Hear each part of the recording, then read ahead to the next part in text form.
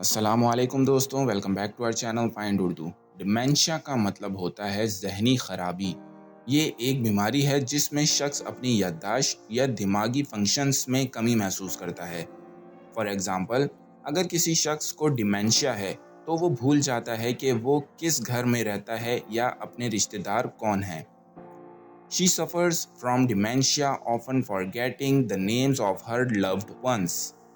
इसका उर्दू मतलब है उसे जहनी खराबी है, अक्सर अपने प्यारे लोगों के नाम भूल जाती है।